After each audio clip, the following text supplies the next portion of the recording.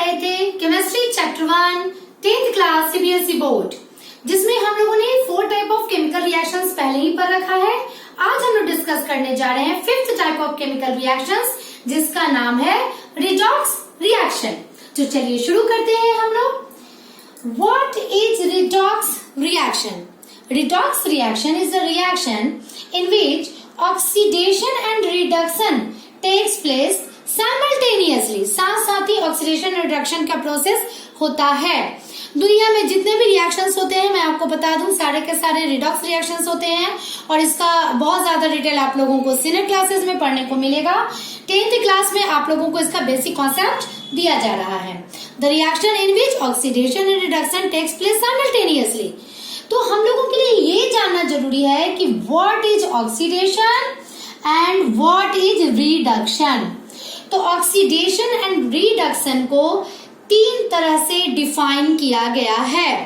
तो मैं दोनों को साथ साथ बताऊंगी ताकि आप लोगों को इक्वेशंस में इसे कोरिलेट करना याद हो जाएगा। कैसे किया जाता है उसे कोरिलेट, आप लोग कोरिलेट करना सीख लीजिएगा। पहला इसका जो डेफिनेशन होगा, addition of oxygen with a substance. It means कि अगर किसी केमिकल रिएक्शन में किसी भी सब्सटेंस के साथ अगर ऑक्सीजन जुट जाता है तो उसे ऑक्सीडेशन कहते हैं। रिडक्शन जस्ट इसका opposite, removal of oxygen from a substance. अगर किसी केमिकल रिएक्शन में किसी भी सब्सटेंस में ऑक्सीजन पहले जुटा हुआ है और प्रोडक्ट की साइड में वो अलग हो गया तो वो रिडक्शन कहलाता है।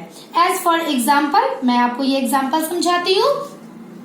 When zinc oxide react with carbon, then it form zinc and carbon monoxide। ये मैंने अभी बैलेंस वगैरह नहीं कर रखा है क्योंकि मेरा सारा कंसंट्रेशन रिडॉक्स रिएक्शन के बेसिक कॉन्सेप्ट को देने में है।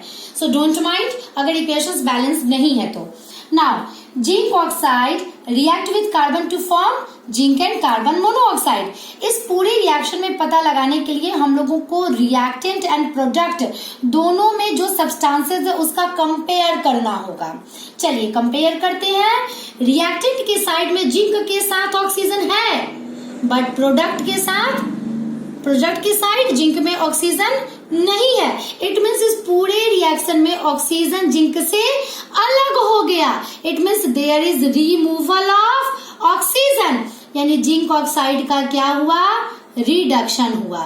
क्लियर? साथ में इस पूरे रिएक्शन में चलिए अब देखते हैं कार्बन के साथ क्या हुआ। कार्बन में यहाँ ऑक्सीजन नहीं है परंतु प्रोडक्ट की साइड में इसके साथ ऑक्सीजन है, यानी इस पूरे रिएक्शन में क्या हुआ कि कार्बन के साथ ऑक्सीजन आकर अटैच हो गया। It means there is addition of oxygen, it means it is oxidation. I think आप लोग को पहला डेफिनेशन समझ में आ गया होगा। चलिए डेफिनेशन 2, ये इन टर्म्स ऑफ हाइड्रोजन के संदर्भ में कैसे ऑक्सीडेशन एंड रिडक्शन हम लोग डिफाइन करते हैं। Oxidation is the process in which there is removal of hydrogen from a substance in a chemical reaction, and for reduction the process in which there is attachment with hydrogen of a substance in a chemical reaction. चलिए example से ये और clear हो जाएगा। Hydrogen sulphide when react with chlorine it forms sulphur and hydrogen chloride. Clear? Now अब इसमें देखिए reactant के साइड में इस सल्फर के साथ हाइड्रोजन था परंतु प्रोडक्ट के साइड में हाइड्रोजन रिमूव हो गया, यानी इससे अलग हट गया। It means there is removal of hydrogen from sulphur, hydrogen sulphide. यहाँ पे क्या हुआ, दिस इज ऑक्सीडेशन हुआ। परंतु यहाँ क्लोरीन रिएक्टेंट के साइड में अकेले था और अब प्रोडक्ट के साइड में इसका दोस्त बन गया कौन, hydrogen. It means there is attachment with hydrogen of chlorine, यानी इसका क्या हुआ, इसका हुआ रिडक्शन। तो इस तरह से in terms of oxidation and reduction मैंने डिफाइन किया है इन टर्म्स ऑफ हाइड्रोजन।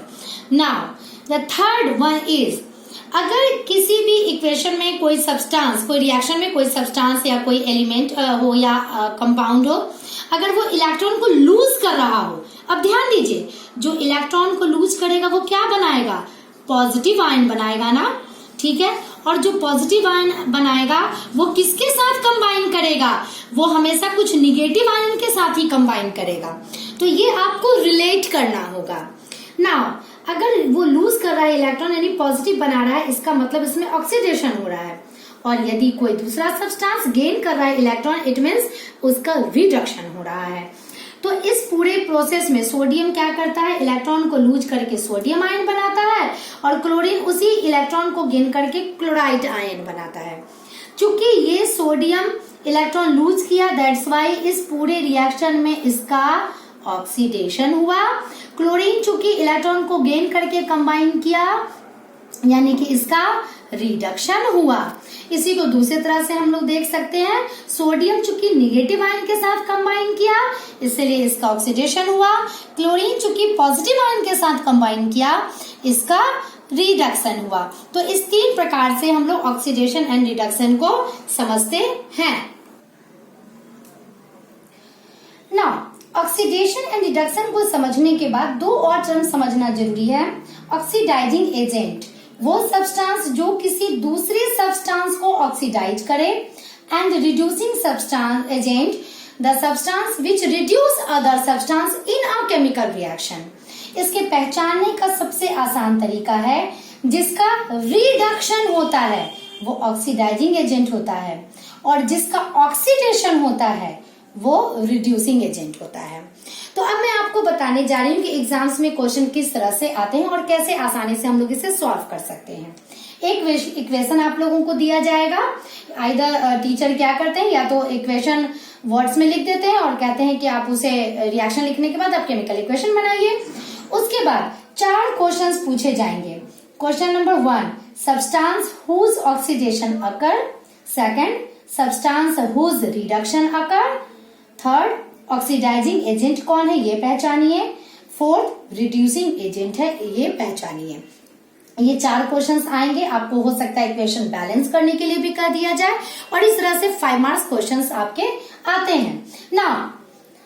अब जैसे मैंने इक्वेशन लिखा है, copper oxide react with hydrogen to form copper and water ना। अब आपको ये पहचानना है, सबसे पहले आपका स्टेप होगा कि इसमें ऑक्सीडेशन किसका हो रहा है और रिडक्शन किसका हो रहा है। तो अपने डेफिनेशन के हिसाब से हम लोग ये पता लगाएंगे और तुलना करेंगे, कंपेयर करेंगे रिएक्टेंट एंड प्रोडक्ट को। चलिए इसमें देखते हैं, कॉपर के साथ ऑक्सीजन है, बट प्रोडक्ट के साइड में कॉपर के साथ ऑक्सीजन नहीं है। It means there is removal of oxygen. अगर रिमूवल ऑफ ऑक्सीजन है तो इसका क्या होगा, इस तरह से एरो बनाएंगे और इसे रिडक्शन लिखेंगे। दूसरा, हाइड्रोजन यहाँ अकेले है, बट प्रोडक्ट के साइड में यानी इस पूरे रिएक्शन में हाइड्रोजन के साथ ऑक्सीजन अटैच हो गया। It means there is attachment of oxygen. तो इसका क्या हुआ, ऑक्सीडेशन। तो हम लोग एग्जाम में इस इक्वेशन को उतारेंगे और इस तरह से एरो के द्वारा उसे बना देंगे। अब हमारा जो क्वेश्चन नंबर 1 था, सब्सटेंस हुज ऑक्सीडेशन अकर, किसका ऑक्सीडेशन हुआ है। रिएक्टेंट के साइड का ही आपको सब कुछ लिखना है, इसमें प्रोडक्ट का तो लिखना ही नहीं है। ये सबसे पहला बात याद रखिए, जो जनरल बच्चे गलती करते हैं। आपको रिएक्टेंट के साइड का सब कुछ लिखना है। ऑक्सीडेशन किसका हुआ, ये आपको पूरा लिखना है। H2 इसका ऑक्सीडेशन हुआ। रिडक्शन किसका हुआ, कॉपर ऑक्साइड। बच्चे गलती क्या करते हैं, जनरल बच्चे क्या लिखते हैं, वो कॉपर का हुआ ना, नहीं, कॉपर लिखिएगा तो वो गलत हो जाएगा। आपका रिडक्शन हुआ है कॉपर ऑक्साइड का। अब ऑक्सीडाइजिंग एजेंट कौन है, तो जिसका रिडक्शन होता है वो ऑक्सीडाइजिंग एजेंट होता है। It means it is copper oxide. और जिस रिड्यूसिंग एजेंट कौन है, जिसका ऑक्सीडेशन होता है वो रिड्यूसिंग एजेंट होता है। This is H2। और इस तरह से आपका 5 मार्क्स का क्वेश्चन तैयार हो जाएगा। चलिए अब मैं दूसरा एग्जाम्पल आप लोगों को एक्सप्लेन करती हूँ। Manganese dioxide react with hydrochloric acid to form manganese chloride and form release chlorine gas and form water. इस रिएक्शन में अब आप लोग को ये जो लास्ट क्वेश्चंस में ये चारों प्रश्न थे वही आप लोगों को सॉल्व करने हैं। तो पहले हम लोग क्या पता लगाएंगे कि किसका ऑक्सीडेशन हुआ एंड किसका रिडक्शन हुआ। चलिए अब हम लोग अदर एलिमेंट्स पर ध्यान देते हैं।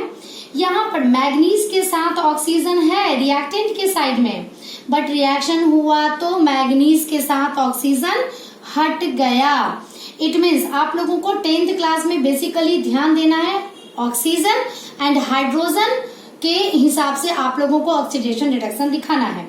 तो यहाँ पर मैग्नीज डाइऑक्साइड का क्या होगा, रिडक्शन होगा, क्योंकि ऑक्सीजन था और ऑक्सीजन हट गया ना। यहाँ पर क्लोरीन के साथ हाइड्रोजन था, बट यहाँ पे क्लोरीन के साथ हाइड्रोजन हट गया। इट मीन्स हाइड्रोजन क्लोराइड का क्या हुआ, चूंकि रिमूवल ऑफ हाइड्रोजन हुआ, दैट्स व्हाई इसका ऑक्सीडेशन हुआ। तो पहले हम लोग इस तरह से पता लगाएंगे, एरो के द्वारा एग्जाम में पूरी इक्वेशंस को इस तरह से लिख लेंगे। अब हमारे प्रश्न का उत्तर इस तरह से देंगे, सब्सटेंस दैट ऑक्सीडाइज, कौन ऑक्सीडाइज हुआ, इट इज HCl, ये पूरा लिखेंगे, नॉट क्लोरीन। किसका रिडक्शन हुआ, मैग्नीज डाइऑक्साइड का रिडक्शन हुआ ना। अब इसमें ऑक्सीडाइजिंग एजेंट कौन है, अब हमारे लिए पहचानना आसान है। जिसका जो रिड्यूस होता है वो ऑक्सीडाइजिंग एजेंट होता है MnO2, और जो ऑक्सीडाइज होता है वो रिड्यूसिंग एजेंट होता है, दिस इज HCl। तो इस तरह से आप रिडॉक्स रिएक्शन के पूरे इक्वेशंस और जितना भी क्वेश्चन है आप उसे सॉल्व कर सकते हैं ना। रिडॉक्स रिएक्शन के बाद हम लोगों को पढ़ना है इसका effect, what is the effect of redox reaction, जिसमें से दो इफेक्ट आप लोगों को पढ़ने हैं। The number one is corrosion. Corrosion it means slow destruction of metals by the action of air and water. इसका एक एग्जाम्पल आप लोगों को पढ़ना है, रस्टिंग ऑफ आयरन, जो कि हम लोग बचपन से देखते आए हैं, और इसका इक्वेशंस पढ़ना है। ये इक्वेशंस आप याद रखिएगा और इसका डिटेल फिर आपको नेक्स्ट चैप्टर में भी पढ़ना है। Iron will react with oxygen in the presence of water to form hydrated iron 3 oxide Fe2O3 into XH2O। देखिए यहाँ पे इंटू का जो डॉट दिया है, it means it is not a part of iron oxide, it is simply attached to water, it is the water of crystallization। तो ये equation आपको पूछा जाएगा एग्जाम में। और व्हाट इज रस्ट, अगर कोई पूछे व्हाट इज रस्ट, तो simply rust is hydrated iron 3 oxide. तो कोरोजन में आप लोगों को इतना ही पढ़ना है चैप्टर 1 में ना। जो लास्ट टॉपिक है हमारे इस चैप्टर का वो है रेंसिडिटी। इससे ज्यादा क्वेश्चंस आते हैं एग्जाम में। रेंसिडिटी मैं आपको समझाना चाहूंगी। मम्मी लोग क्या करती है, जो भी नमकीन वगैरह छानती है वो डिब्बे में कंटेनर में डाल के रखती है, और कुछ दिनों के बाद क्या होता है उसमें से बैड स्मेल्स आने लगते हैं। या मार्केट से हम लोग कभी कोई चिप्स या कुरकुरे कुछ इस तरह का लेके आते हैं, और अगर काफी पुराना हो जाता है उसमें से बैड स्मेल्स आने लगते हैं। तो एग्जैक्टली होता क्या है, जो भी हमारा फ्राइड आइटम्स रहता है जिसमें फैट या ऑयल्स मौजूद रहते हैं, ये फैट या ऑयल ऑक्सीडाइज हो जाता है, और ऑक्सीडेशन के बाद वो उसमें कुछ केमिकल्स बनता है जो इमिट करने लगता है bad smell, and this whole process is known as rancidity. It means slow oxidation of fat and oils present in food items lead to emit bad smell is known as rancidity. तो इस rancidity से बचाने के लिए हम लोग कुछ काम कर सकते हैं। वो काम क्या है, सबसे फर्स्ट हम लोग क्या करेंगे, यूज एयर टाइट कंटेनर। ध्यान दीजिए, मम्मी लोग घर में क्या बोलती है कि बेटा निकाल लो वो फ्राइड आइटम्स एंड देन उसके ढक्कन को टाइटली पैक कर दो, ताकि ऑक्सीजन उसमें यानी एयर ना जा सके और वो रिएक्ट ना कर सके ऑक्सीजन के साथ। तो फर्स्ट हम लोग क्या कर सकते हैं, रेंसिडिटी से प्रोटेक्ट करने के लिए अपने फ्राइड आइटम्स को टाइट कंटेनर में उसे डाल दें या रेफ्रिजरेटर में रख दें। इससे क्या होता है कि रेंसिडिटी का प्रोसेस थोड़ा स्लो हो जाता है। Now second point, fill the packet with nitrogen gas. Nitrogen gas unreactive gas होता है, यहाँ पर ये ऑक्सीडेशन से प्रोटेक्ट करता है। आप मार्केट से जब चिप्स का पैकेट लाते होगे तो क्या देखते होगे कि पैकेट के अंदर चिप्स तो थोड़ा सा है और हवा ज्यादा भरी हुई है, इट मीन्स कि वो फुलाने के लिए रखा गया है इसे। ऐसे स्टूडेंट्स या बच्चे या सभी कोई सोचते हैं, वैसी बात नहीं है बच्चे।